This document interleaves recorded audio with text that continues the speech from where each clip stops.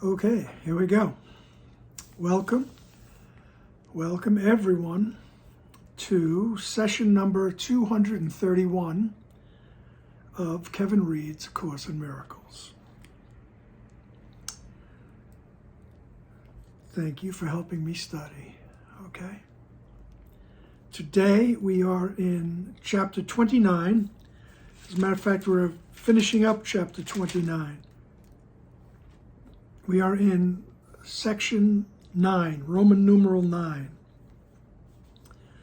IX, entitled The Forgiving Dream.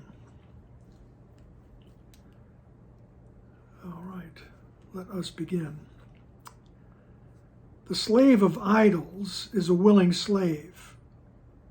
For willing he must be to let himself bow down in worship to what has no life, and seek for power in the powerless.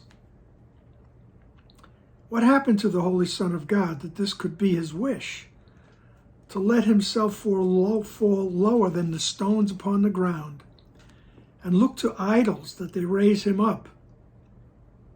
Hear then your story and the dream you made, and ask yourself if it be not the truth that you believe that it is not a dream.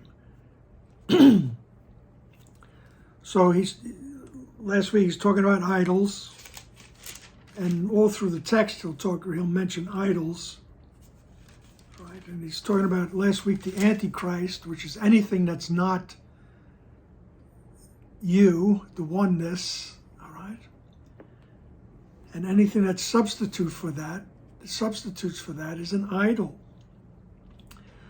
And he says that we're slaves of these idols, and we've done this willingly. And what he's talking about is that he's just talking in very poetic terms, the decision to believe that I am separate from oneness. I am not part of the oneness. I am not part of the Creator. I am not made in the likeness of the Creator. I am separate. And that's the belief that starts the ball rolling. All of a sudden, judging myself to be, the first thing I have to do is judge that there's not enough for me in the oneness. There has to be something else, and make these judgments that I can't be free, being part of the oneness. All this, try to put words to it. And then I decide, I did it. And what happens is I start projecting automatically onto the oneness. Now the oneness is out to get me. God is out to get me because I destroyed the oneness. And now I have to flee the mind. So I project once again, and here's the world, the universe. The many levels of consciousness that we talk about, right? We say everything is happening at once. It is all quickly made up, right? And these are all idols. Anything that is not part of the oneness is a substitution for the oneness. And he says, what happened to you? He says that this could be your wish, to let yourself fall lower than the stones on the ground. Right? And then you look to these things to raise you up. Oh, look, I'm a poor and lonely guy. I need certain things to raise me up. All right, he goes, what happened to you? He goes, come on. And believe me, I don't think Jesus would say that he would be no harsher than I am when I say that. What happened to you? Come on, wake up. But he says the slave of idols is a willing slave. He says you're making that choice. Every moment we're making the choice because there is only the here and now. So every moment we make the choice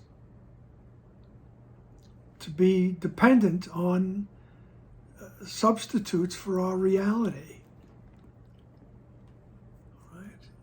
He says, you let yourself bow down and worship to what has no life and seek for power in the powerless. Right? What happened to you? So he goes, so here, now listen.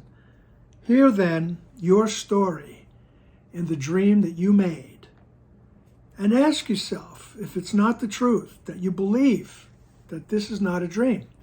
So when you get around all those negatives, the knots and whatnot, he says, ask yourself, don't you believe it? This is true. You think this is true, right?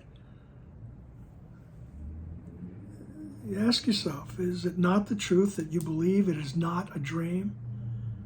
All right? And we don't. That's what we have to, they say to get rid of a problem, you got to first recognize there's a problem. So the problem is that we believe we're separated from God. And we believe that everything in this dream is true. And it's silly to try to erase everything in the dream all at once. Say, I don't believe it now. It's just a dream. It's not that easy,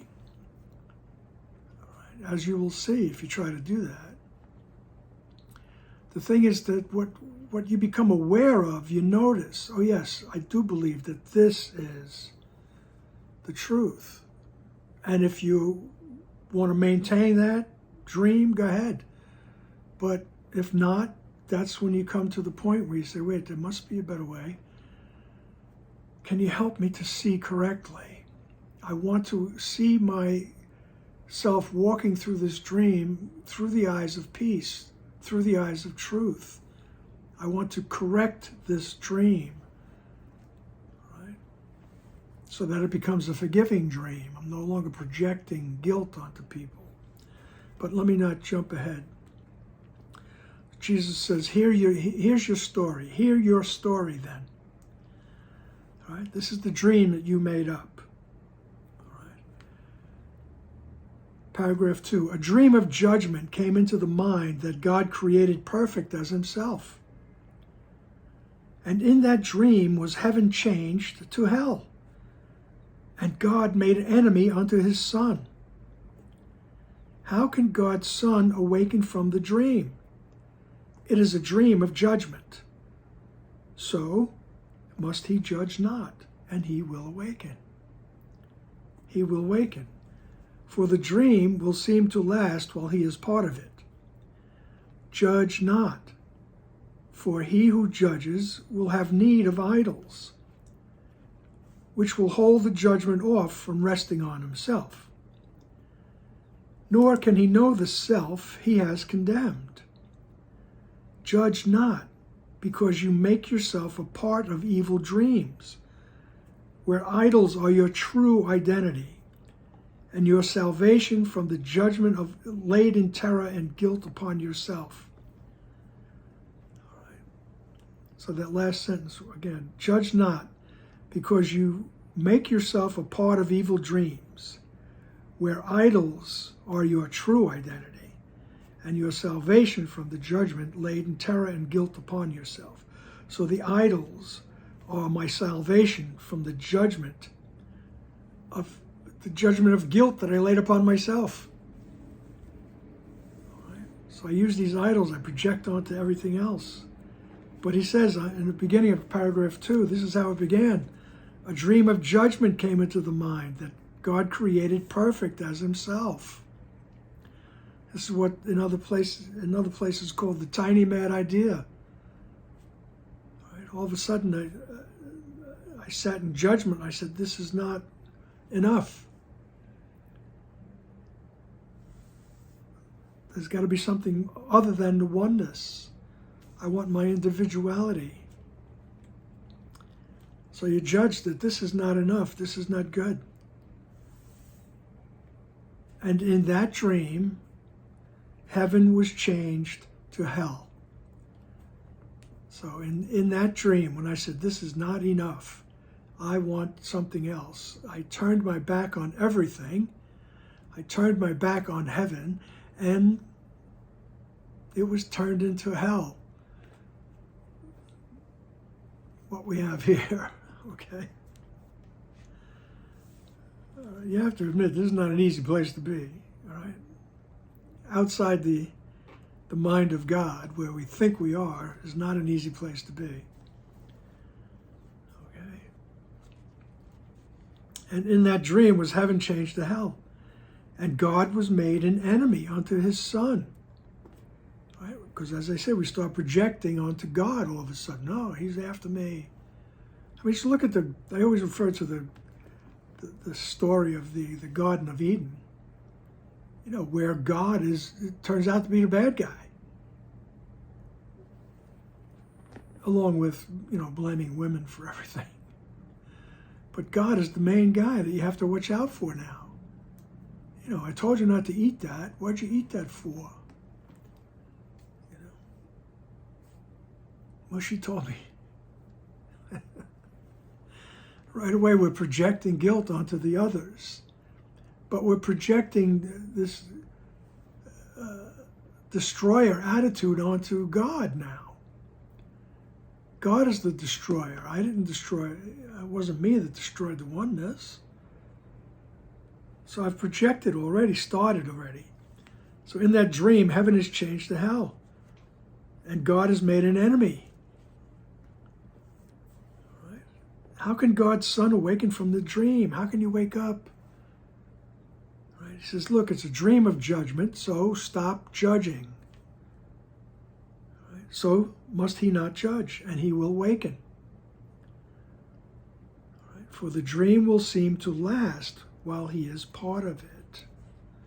Judge not, for he who judges will have the need of idols,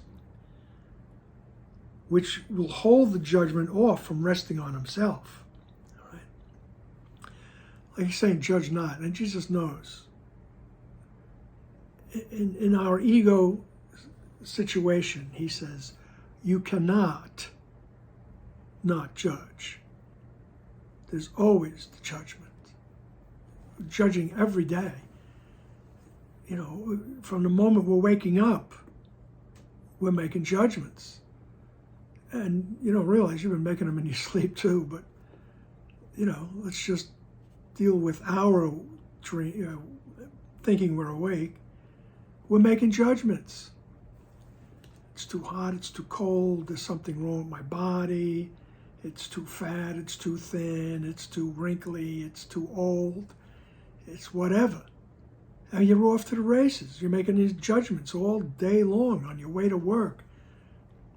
Somebody cuts you off, there's a judgment, and it goes on and on all day. So how do we not judge? Actually, the key to it is noticing that you're judging.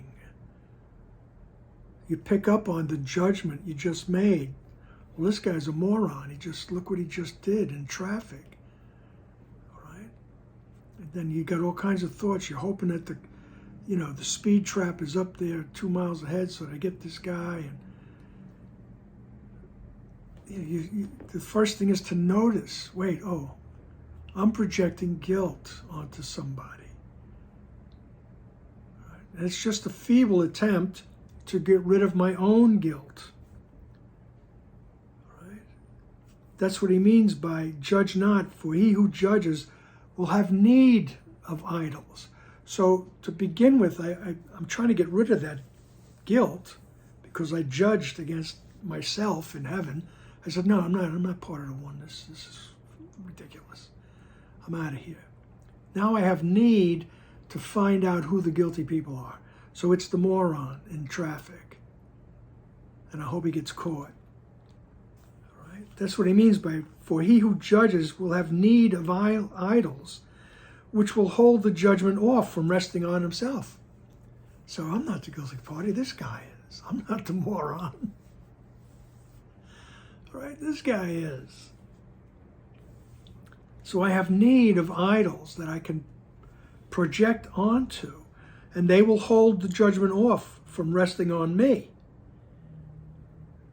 because you make yourself part of evil dreams where idols are your true identity and your salvation from the judgment-laden terror and in guilt upon yourself. The key to that sentence is that you make yourself a part of these evil dreams that we take part in all day long. It says you've made yourself a part of that by judging yourself as not one with everything, not one with God, not one with the eternity.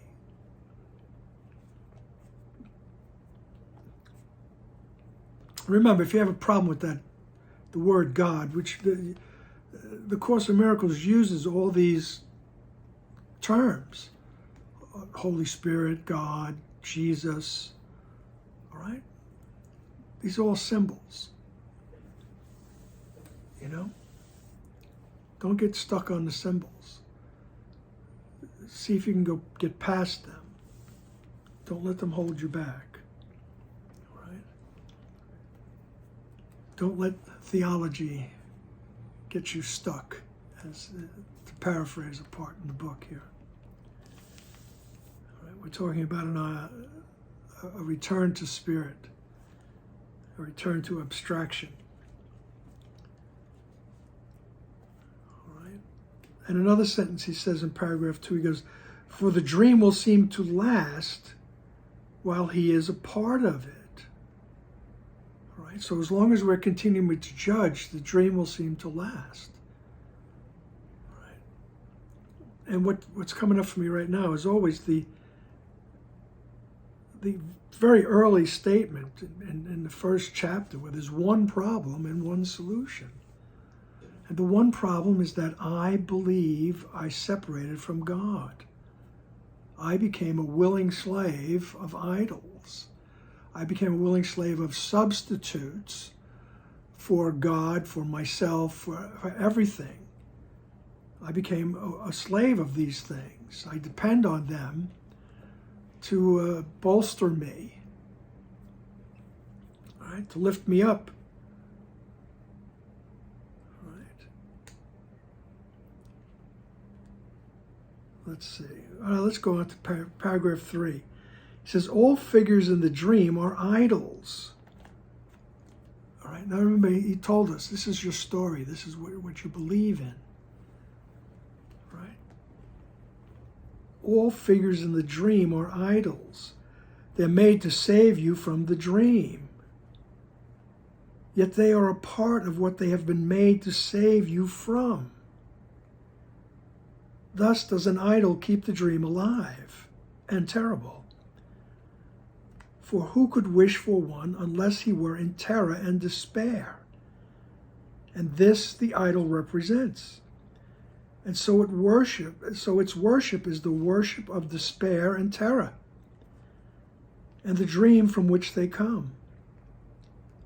Judgment is an injustice to God's Son, and it is justice that who judges him will not escape the penalty he laid upon himself within the dream he made.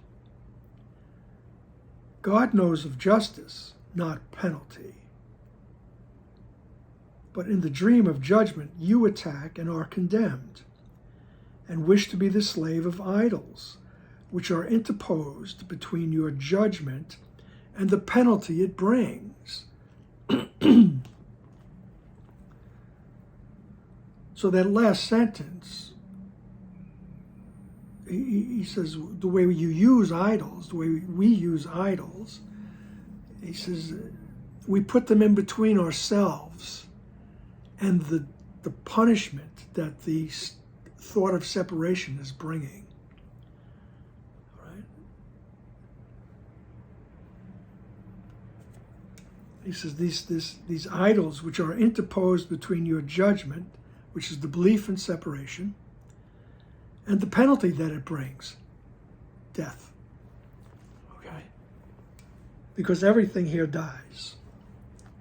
And we think that that's, the way it goes.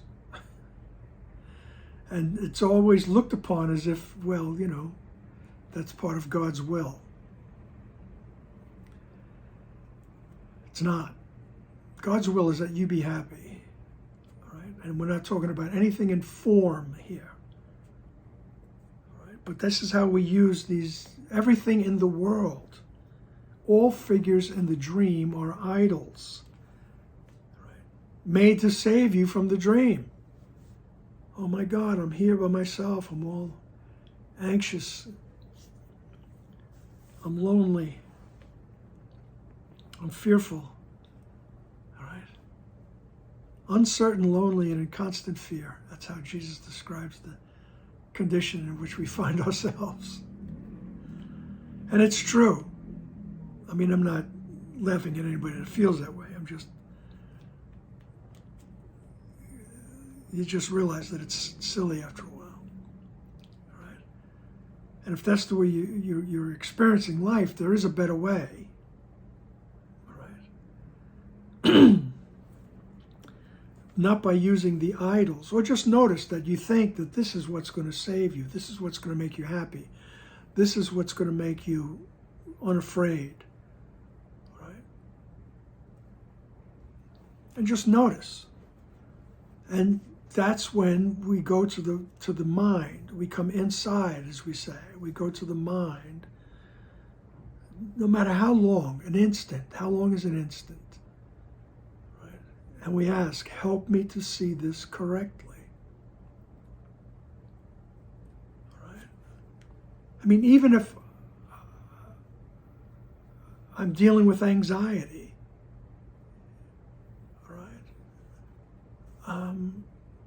as Dr. Wapnick would always say, be normal. You know, if you have a therapist that's helping you to deal with your anxiety, do it. Do it in conjunction with your visits to the right mind, saying, help me to see my life correctly. Help me to see my anxiety correctly, calmly. Right? Nobody's telling you to say, oh, I don't need the pills, I just meditate. Nobody's saying to do that. All right? Everything, be normal, as Dr. Wapnick would always say, be normal. Do what normal people do. You know, if you have a rash, you might put some topical ointment on it. You don't just say, oh no, it's just my body, it doesn't matter. Meanwhile, you're in the subway in New York and you contracted some kind of bacteria. No, I don't want to go into a nightmare there. Just be normal. And in conjunction with living life normally, you go to your right mind and you ask, help, how do I see through the eyes of peace? How do I have my misconstrued perceptions corrected? Because the only correction that's needed is the belief in separation. Right? Everything else comes from that. So we deal with the everything else until we get to the main thought that says, oh yes, I'm not separated. Okay. But all figures in the dream are idols that we use to save us from the dream of separation and the detour into fear, as Jesus says. All right? But he says, but by using them and depending on them, you reinforce the idea of separation. You reinforce the dream. Okay? But just notice. Nobody says, give everything up. Just notice. Ask, how can I see this correctly? How can I see this correctly? Nobody's saying you have to quit your job. Nobody's saying you have to quit your marriage. Nobody's saying anything. You have to quit your medications. That's not being said. It's how can I see this correctly? How can I have my perception corrected? Because when you visit that place in your mind where the truth abides, where peace abides, it covers everything. It comes through you. And when we do believe we're in specifics, so it will come with you into your specific situation. All right? You just don't go to the right mind with your answer already in hand. All right? Help me to see my body image issues correctly. And then you have the idea, help me to lose weight or gain weight or build muscle or whatever. Drop your plan, just come to the right mind and ask, help me to see correctly. I want to sit in the truth and allow the truth to direct me.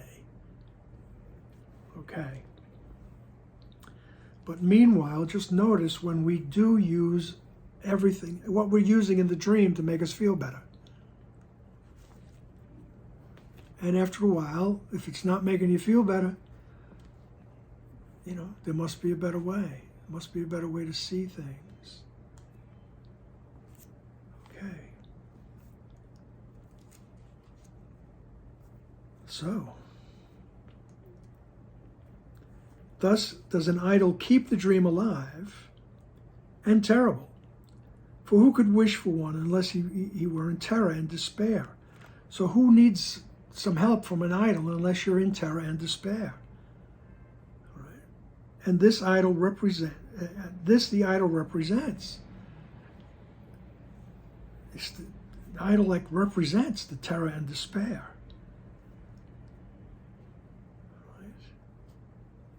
And so its worship is the worship of despair and terror, and the dream from which they come.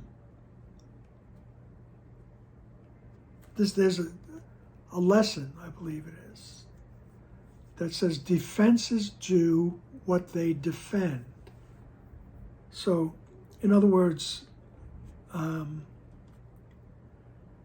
just pick anything. So, my bank account. I have to maintain my bank account.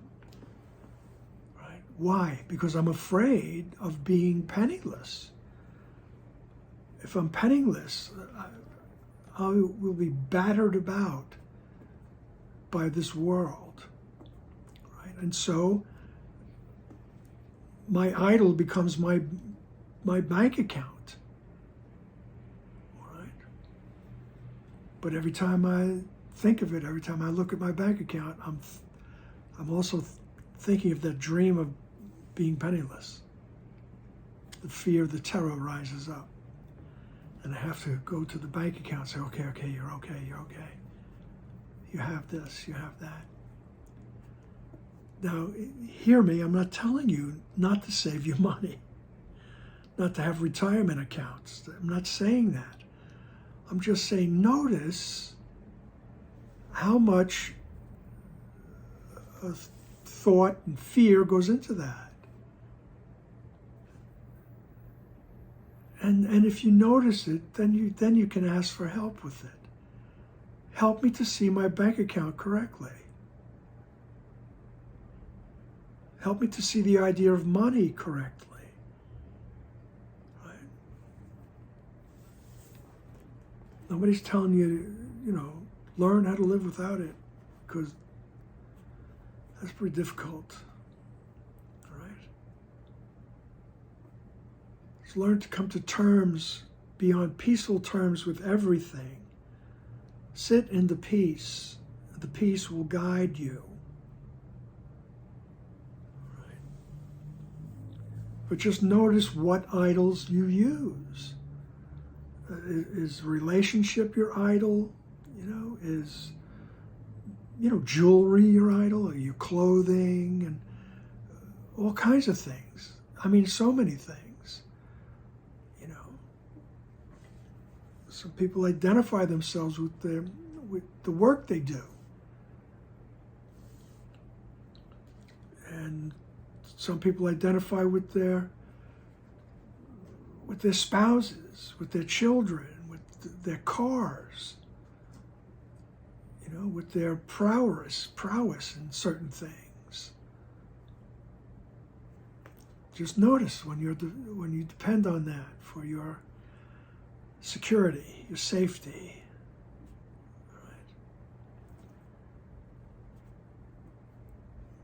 And then if you want to change that, you go to your mind and say, help me. Help me to see things correctly. I'm willing. All right? I know I'm going on. All right.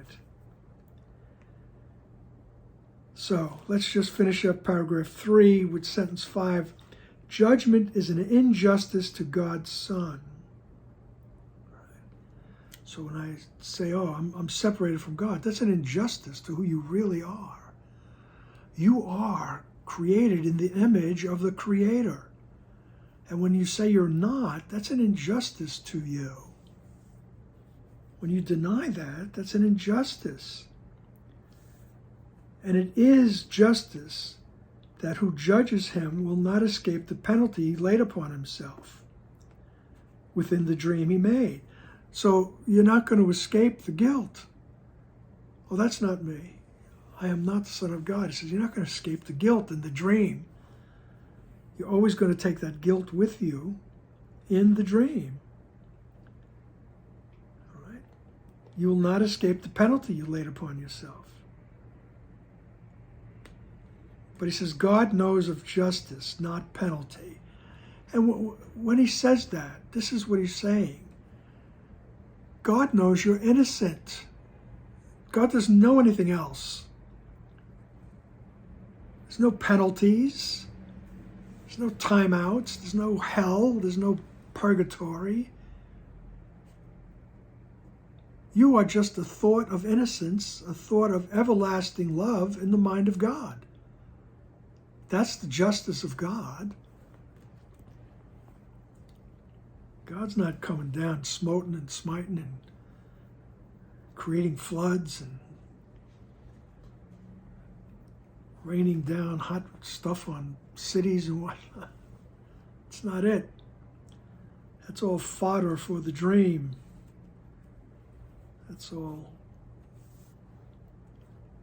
fodder for the people that need something scary to believe in.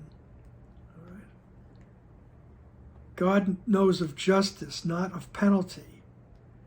But in a dream of judgment, you attack and are condemned, and wish to be the slave of idols, which are interposed between your judgment and the penalty it brings.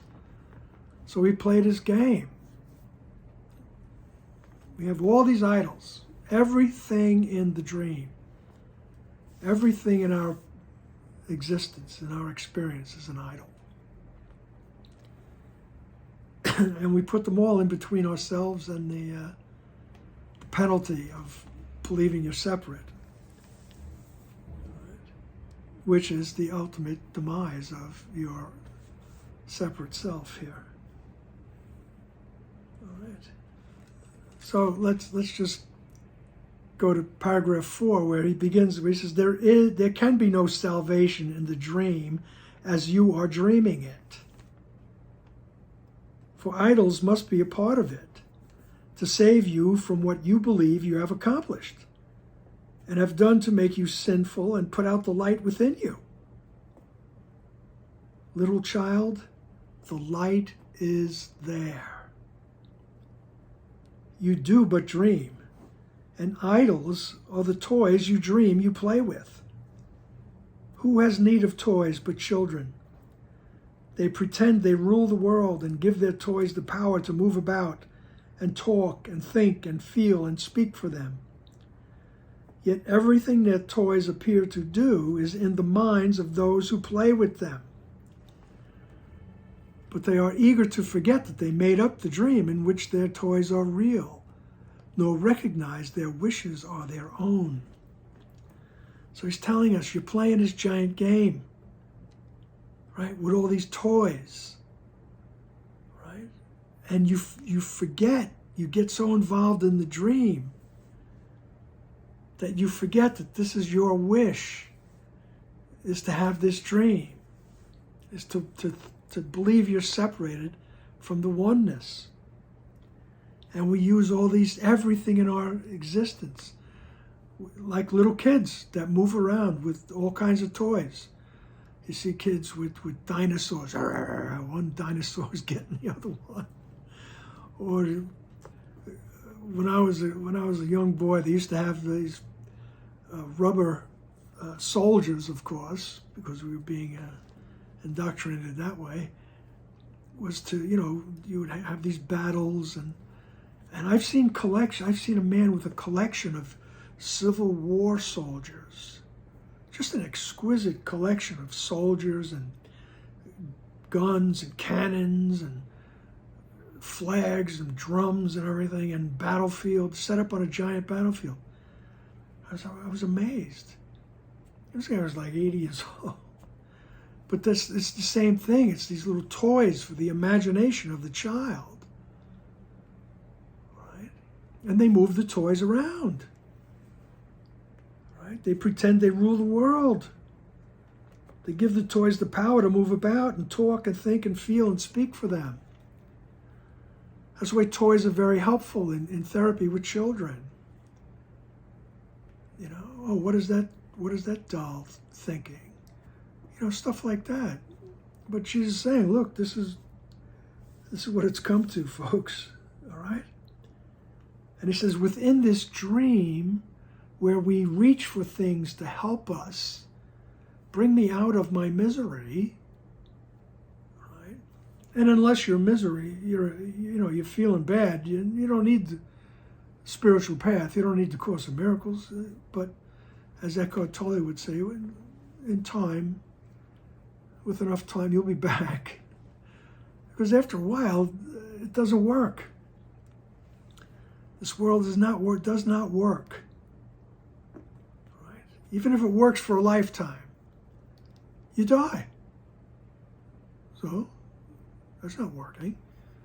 Right? You didn't live forever with all your money, right? Or whatever it is.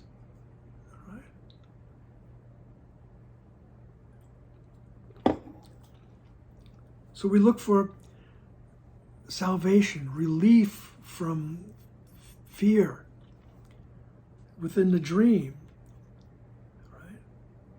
And the idols that we use them to save you from what you believe you have accomplished. We believe we accomplished the separation. So now we use the idols to help us out. He says you use them to save you from what you believe you have accomplished. And you believe that you have done to make you sinful and put out the light within you, right? Because deep down inside, we believe we have put out the light within us. We are the home of evil, darkness, and sin, as the lesson goes. Right? You believe you're the home of evil, darkness, and sin. That's the deep down. That's what, as Freud would say, we're trying to make the unconscious conscious.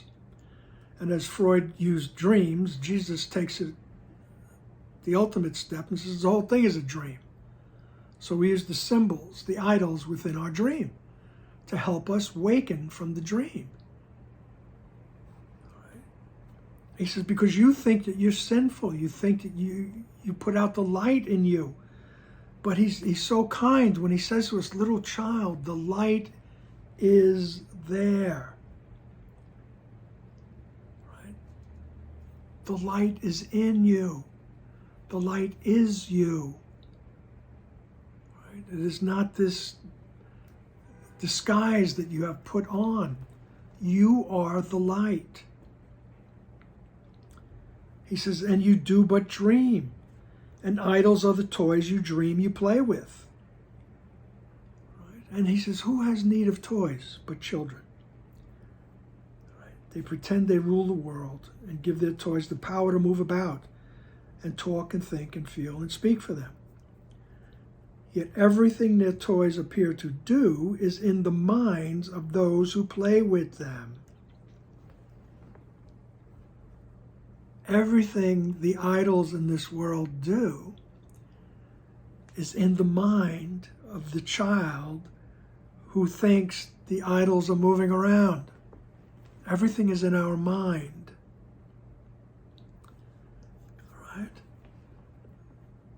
just grasp that. Let that sink in and begin to practice. Right? This is, everything's in your mind, but you're eager to forget that you made up the dream. You're eager to forget that everything is in your mind. All right? And we don't recognize that everything is a part of our wish. Right?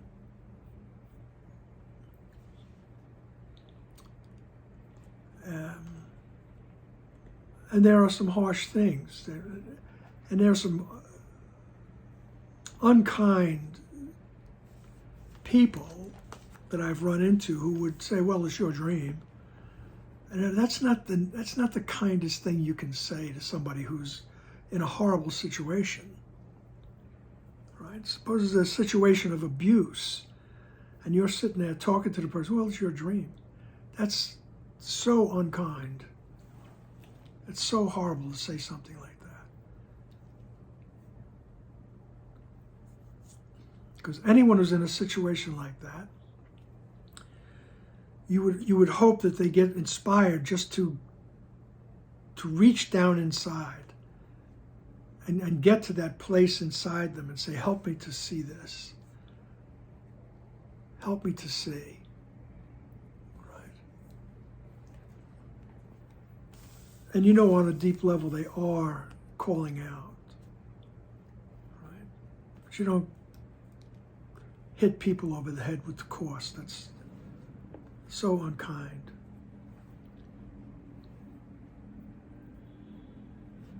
And it's just wrong. Just wrong. All right? But he's telling us everything is going on in your mind. All right? And we can correct everything in the mind, no matter how horrible it seems. We can change our perspective. We're not going to necessarily change the form. We're not going to change the idols, whatever they're doing. But what we do is we change our interpretation of what's happening. Right? We change our interpretation. We change our perspective. Right? And as Jesus says, seek not to change the world. Seek to change your mind about the world. And with that, we'll move on to paragraph 5. Nightmares are childish dreams. The toys have turned against the child, who thought he made them real. Yet, can a dream attack? Or can a toy grow large and dangerous and fierce and wild? This does the child believe, because he fears his thoughts and gives them to the toys instead. And their reality becomes his own, because they seem to save him from his thoughts. Yet do they keep his thoughts alive and real, but seen outside himself, where they can turn against him for his treachery to them. He thinks he needs them that he may escape his thoughts, because he thinks the thoughts are real. And so he makes of anything a toy, to make his world remain outside himself, and play that he is but a part of it. It's constantly reinforcing the idea of the theory of projection. Right? We keep projecting outward, throwing outward. We keep throwing our thoughts outward to make them as if they're not our own. Right? And he says these nightmares, these horrible situations we get into, right, in this world, they're childish dreams. The toy is turned against the child, who thought that they were real. All right? I mean, anything. Take my car. When I was a young man, I had quite a few cars that broke down. And you haven't had a nightmare until your car breaks down as you're exiting the Midtown Tunnel in Manhattan on your way to Queens. Now you're backing up traffic into Manhattan. It's a nightmare. All right? The toy has turned against me. my car turned against me, and I thought my car was part of my freedom, my identity. All right? It was a 1960 Chevy Impala. I was probably 9 years old at the time. The car was 9 years old. Oh my goodness. But the toy turned against me. Right? And that's, you know, it seems trivial and a little funny, but there's people that think that their body is turned against them. Right? Their spouses, their best friends, their countries, their everything, their government, everything is turned against them. All right? It's not to make light of it. It's just to see that Jesus is telling us it's all going on in your mind. Come back into your mind. Peace resides in the mind. Right? You can walk through these things peacefully if you come to the mind and connect with that memory of who you are. Right? And he says, so a toy can grow large and dangerous and fierce and wild. And this the child believes because he fears his thoughts. He fears his thoughts and gives them to the toys instead. I'm not the betrayer. They are. I'm not the one who betrayed my true self. They are. Right? The stream of consciousness kicks in when Jesus talks about Judas, when he says, Judas was my brother. He says, how could I have said, betrayest thou the Son of Man with a kiss? He says, when I did not believe in betrayal. Right? So the mind, Jesus' mind said, I didn't believe in betrayal. I didn't betray anything. I'm part of the oneness. And so was my brother Judas. Right? I didn't project betrayal onto him. I didn't project traitorous behavior onto him. I loved him like a brother. Right? He was a part of my mind. Right? So this does the child believe because he fears his thoughts. I fear that betrayer in me. Right? I destroyed the destroyer. I destroyed the oneness. So I give them to the toys instead. Right? And their reality becomes his own because they seem to save him from his thoughts. It was not me. It's my car that betrayed me. It's my friend that betrayed me. Right? It's the people in my life that betrayed me. Right? It's my body. It's my bank. It's the politicians. All right? Because they seem to save me from my own thoughts. So it's projection. It's projection. It seems to save me from myself, my own thoughts. All right? Yet do they keep his thoughts alive and real. Right? It doesn't work. The projection never works. Right? You always maintain that thought of guilt. Right? No matter how hard you try, the ego keeps telling you, just keep projecting. But it never works. And he thinks he needs them that he may escape his thoughts because he thinks the thoughts are real. I think the thought of separation is real. Oh yeah, it's not. But I think it's real, so I have to keep projecting the guilt. And so he makes of anything a toy to make his world remain outside himself and play that he is but a part of it. I'm here, but it's not my fault. All right? So I can play in this world, but it's not my fault. It's everybody else's fault.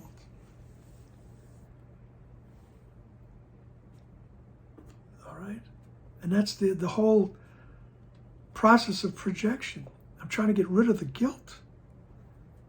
And I use the whole world to dump it on, project it on. And Jesus is telling us, come back to your mind and you realize you're not guilty. There's no need to project anything. In other words, don't judge, as he said in the beginning. Don't judge yourself. You judged yourself guilty, and now you got to get rid of the guilt. All right? He said, it never happened. You did not separate from the mind that thought of you.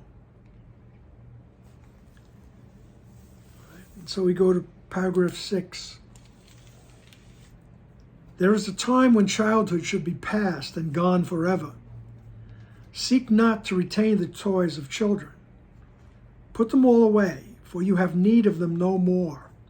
The dream of judgment is a children's game, in which the child becomes the father, powerful, but with the little wisdom of a child. What hurts him is destroyed. What helps him is blessed. Except he judges this as does a child, who does not know what hurts and what will heal. And bad things seem to happen, and he is afraid of all the chaos in the world he thinks is governed by the laws he made. Yet is the real world unaffected by the world he thinks is real, nor have its laws been changed because he does not understand. All right, so he goes, look, there's a time when childhood should be passed on by. All right? Seek not to retain the toys of children. In other words, seek not to maintain all these idols in the world. All right? Seek not to look for your salvation out here in form.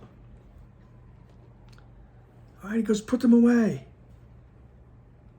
Because this dream of judgment is a children's game. Right? In which you're in charge. Right? But you have the little wisdom of a child. You don't know what you're doing, really. And, what hurts me, that's not good for me. And you destroy it. Except he judges as a child does, who does not know what hurts and what will heal. Jesus says that a few times in the Course. You don't know what's in your own best interest, really. Right? Because we're judging them the way a child would judge. All right? All right? If a child's left on its own, it decides what's good to eat, and starts eating what it likes. Right? You'll see the house full of, maybe there's food in the house, but the child will start eating the sweets or the peanut butter or whatever.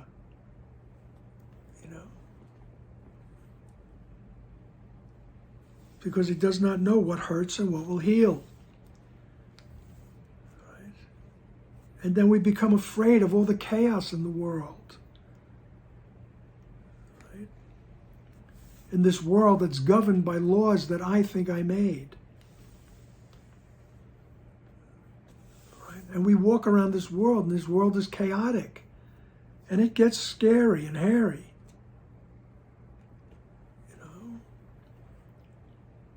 And if that's not your experience, I say, good for you. But give it time. Give it time. He says, but the real world, where you actually exist, is unaffected by whatever you think is real out here. He says, your true self is unaffected. That's what we refer to as the atonement principle. Nothing happened.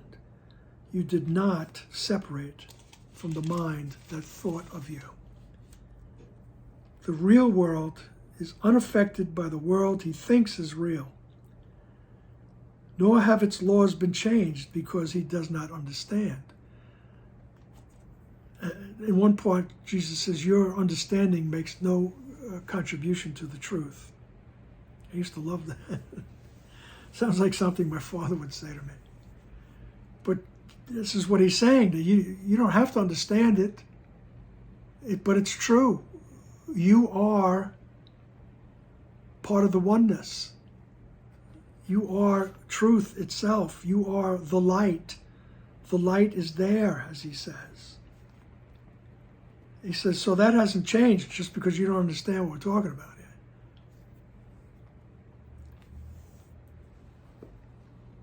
Paragraph 7, he goes, the real world still is but a dream. So when he's talking about the real world, he's talking about we're still experiencing ourselves in form, but with a different perspective, right? With a changed perspective, realizing that we are not separated from the oneness. Right? The real world still is but a dream, except the figures have been changed. They are not seen as idols which betray. It is a dream in which no one is used to substitute for something else, nor interposed between the thoughts the mind conceives and what it sees. No one is used for something he is not, for childish things have all been put away, and what was once a dream of judgment now has changed into a dream where all is joy, because that is the purpose that it has. Only forgiving dreams can enter here, for time is almost over, and the forms that enter in the dream are now perceived as brothers, not in judgment, but in love. Okay?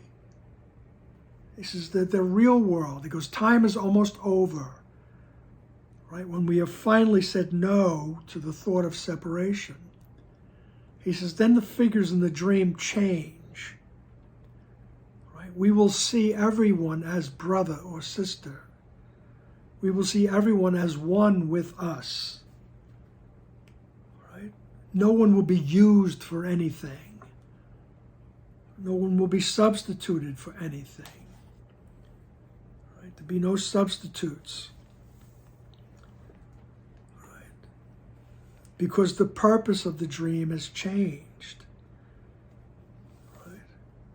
And what was once a dream of judgment is now changed into a dream where all is joy. That is the real world. All the world is seen through the eyes of joy, right? Because that is its purpose. We will see everything has its purpose of bringing us joy. Right? Only forgiving dreams can enter here. Only the dreams of innocence will enter. For time is almost over. And the forms that enter in the dream now, all right, so as the poet once said, and the people come and go, all right, they will be seen as brothers. All right? They will be seen as brothers. And they will not be seen in judgment, but in love. Right? We will see everything through the eyes of love in that real world experience. Right? That's the forgiving dream. We'll still be in the dream, still thinking there's forms, right? But time is almost over. We're experiencing everything as reflecting our oneness.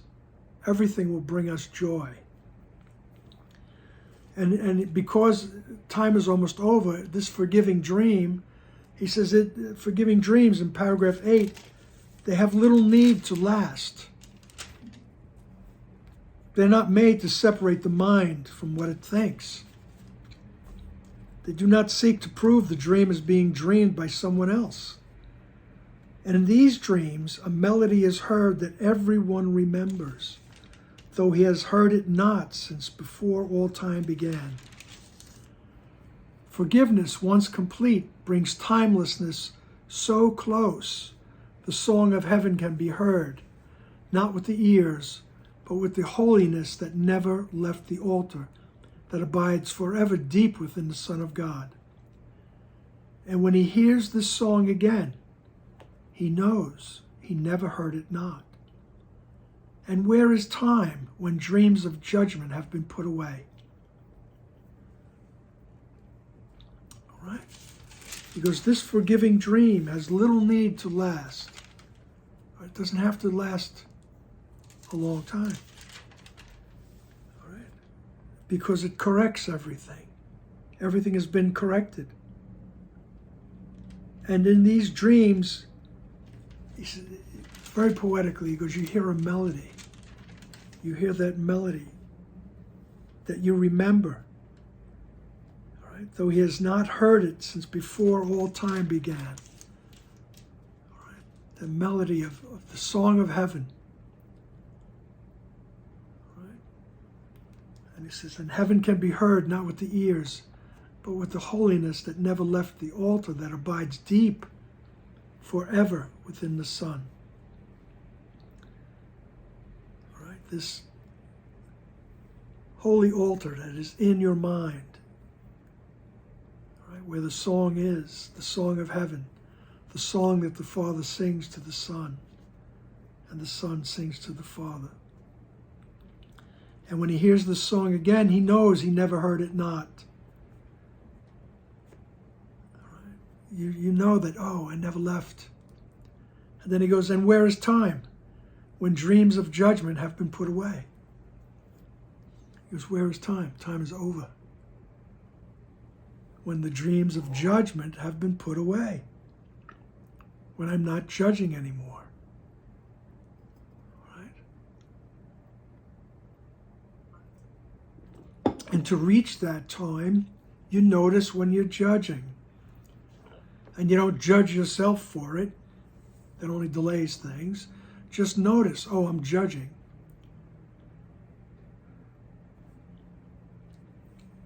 And if you want to get back to reality, you say, help me. Help me with this judgment. I don't want to be projecting guilt onto people. Right? I don't want to be calling that guy a moron in the car. Paragraph 9, whenever you feel fear in any form, and you are fearful if you do not feel a deep content, a certainty of help, a calm assurance that heaven goes with you.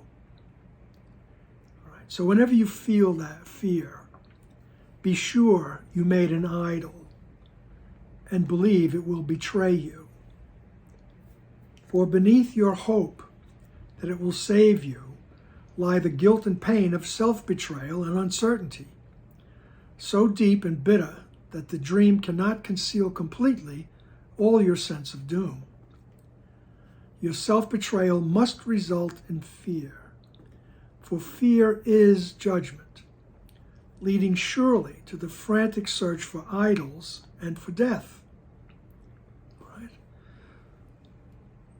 He goes, look, you are fearful if you don't feel that deep content, that deep happiness, right? You are fearful if you don't feel that certainty of help and that calm assurance that heaven goes with you. He says, so if you don't feel that, he says, just realize you made an idol. You have made an idol, right? And we've made this individual self, walking around a whole bunch of other individual selves, right? And we think that there's something or someone out there that will save me and help me with this guilt and pain and uncertainty. He says, but you really don't trust anybody 100%. You really think that they're going to betray you sooner or later. Or you're afraid that they will. Right? The dream cannot conceal completely all your sense of doom. So there's always that little bit, you know. You know, what comes to mind is, you know, couples, you know, they have, you know, a certain amount of time, very happy, very blissful. And then, you know, one day something happens and one of the partners becomes suspicious of the other. It could be nothing, right? But it's that deep, deep, deep belief in betrayal that I was the first betrayer. Now, you must be the same. Right? I mean, it goes on and on. It happens in the corporate world. It happens in sports. I mean, everywhere. You know. So your self-betrayal must result in fear. Right? Your self-betrayal, the belief in separation, must result in fear. For fear is judgment, leading surely to the frantic search for idols and for death. Right? So I judged myself to be separate from the oneness. And then I said, oh my God, I'm guilty. Another judgment. All right? And then I searched around so I could project my guilt. All right? But I thought I left the mind. All right? So paragraph 10, forgiving dreams remind you that you live in safety and have not attacked yourself. So this practice of forgiveness, of help me to see them. I'm willing to see them correctly. I'm willing to see this, that, or the other thing correctly. Right? I drop my judgment. I drop my opinions. I drop the stories. I drop my agenda. And I'm just willing to see the truth. That's the practice of forgiveness. And each time we do that, we grow stronger. The dream becomes a little easier, safer. Right? Forgiving dreams remind you that you live in safety and you have not attacked yourself. You've never left the mind of God. So do your childish terrors melt away, and dreams become a sign that you have made a new beginning. Not another try to worship idols and to keep attack. Right? Forgiving dreams are kind to everyone who figures in the dream. And so they bring the dreamer full release from dreams of fear. He does not fear his judgment, for he has judged no one, nor has sought to be released through judgment from what judgment must impose. And all the while he is remembering what he forgot, when judgment seemed to be the way to save him from its penalty. All right, so projection seemed to be saving me from the penalty of guilt, right, which is death. But he says, but as we practice forgiveness, all the while we start remembering what we forgot, right, that we are not separated. We are not separated. Forgiving dreams remind you that you live in safety and have not attacked yourself. Right? So remember, this is a process. And we work with what's in front of us, what we're aware of at the moment. You know, who do I despise? Who do I hate? Who do I envy? Who do I fear? What's making me sad? What's this? What's that? That's what's in front of us. When you're aware of it, you can bring it to the right mind and say, I'm willing to see this through the eyes of truth. And drop all your agendas, all your ideas, just drop them. As he says, come with holy empty hands unto your God. Come with holy empty hands unto the truth. Just be willing to see. Above all else, I want to see. That's one of the lessons. All right? And these forgiving dreams will remind you that you live in safety and have not attacked yourself. Right? And forgiving dreams are kind to everyone. You will be kind. Your kindness will just rise up, and you will be that. Because you have been reminded that you live in safety and you have never separated from the love. All right. And it will become a sign that you have made a new beginning. All right. You have said no to the ego. No, I want to see correctly. That's the choice for a new beginning. And Jesus is just hinting at the next chapter, which is entitled The New Beginning. All right, but I think it's so sweet just to leave with the thought that says, forgiving dreams remind you that you live in safety and have not attacked yourself. Okay. As he says, rest in peace is for the living. All right, peace.